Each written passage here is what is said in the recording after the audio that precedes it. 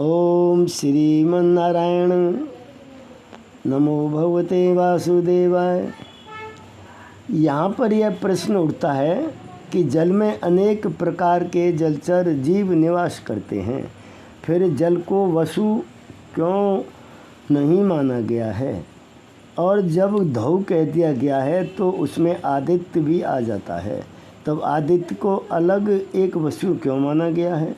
तथा वसुओं के एक आदित्य मान लेने से 12 आदित्य देवों के साथ क्यों गिनाए गए हैं?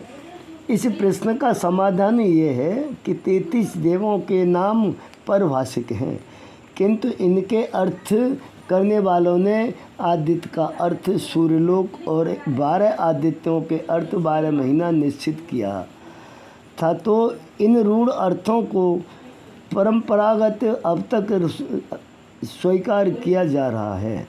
वेद के उक्त परिभाषिक शब्द वस्तु विशेष के नहीं बल्कि वर्ग विशेष के नाम से हैं, जिनमें साधर्म्य है। वर्ग का नाम उस वस्तु के नाम पर रखा जाता है जो अधिक उपयोग में आने के कारण व्यवहार में प्रचलित होता है।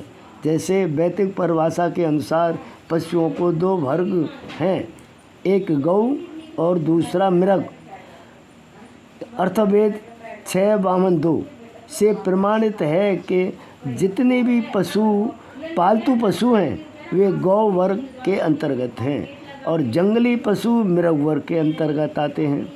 गौ वर्ग में गाय के अतिरिक्त भैंस, भेड़, बकरी, ऊंट, गधा, खच्चर, कुत्ता आदि सभी पालतू पशु हैं। पालतू पशुओं को अथर्ववेद में पशुधन कहा गया है। इसी प्रकार मृग शब्द के केवल हिरण के लिए ही नहीं है, इसमें सिंह, व्याघ्र, श्रृंगाल, मत्स्यार आदि संपूर्ण जंगली जानवरों के लिए प्रयुक्त है। बंदर को संस्कृत भाषा में शाखा मृग कहा जाता है और भ्रमर भौरा को षटपद, किंतु वैदिक भाषा में मकड़ी को छोड़कर चींटा, चींटी, तितली, मक्खी, जोरई, टिड्डी आदि सभी कीट पतंग शतपथ कहलाते हैं।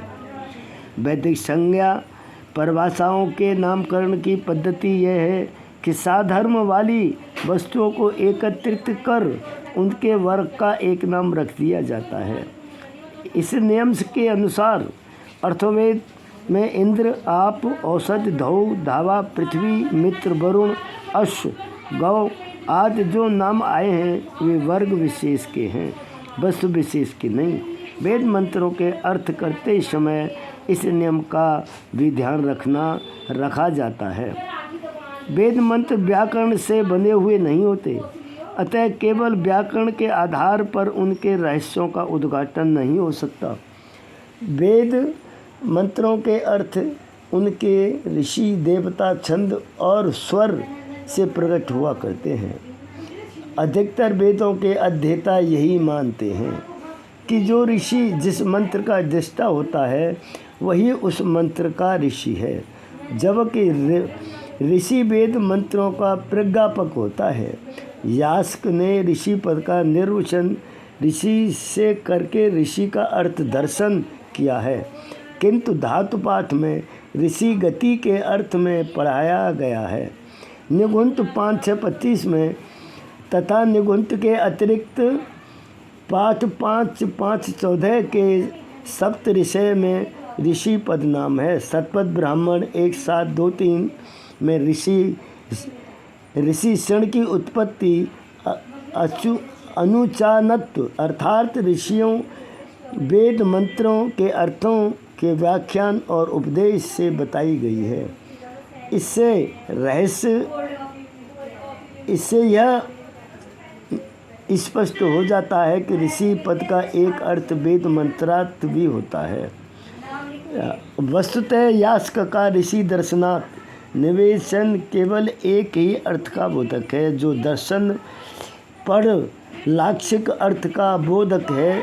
इसी अर्थ के अनुसार यह सिद्ध होता है कि ऋषि पद मंत्र के अर्थ का सार है, वस्तुतः ऋषि पद के अनेक अर्थ हैं। मंत्रों के विषय उनकी परिस्थिति जैसी होती है, उसके अनुसार ऋषि पद का अर्थ हुआ करता है। वेदार्थ ज्ञान के लिए ऋषि पद के बाद मंत्र के देवता का ज्ञान आवश्यक है। सर्वानुकर्मणी 2.5 में बताया गया है कि मंत्र जिस विषय का वर्णन करता है उस विषय को देवता कहते हैं। ऋषि और देवता के बाद वेदार्थ ज्ञान के सहायक छंद होते हैं। वेद मंत्रों के अनुष्टुप, बृहति, उष्णिक, गायत्री आदि छंद होते हैं।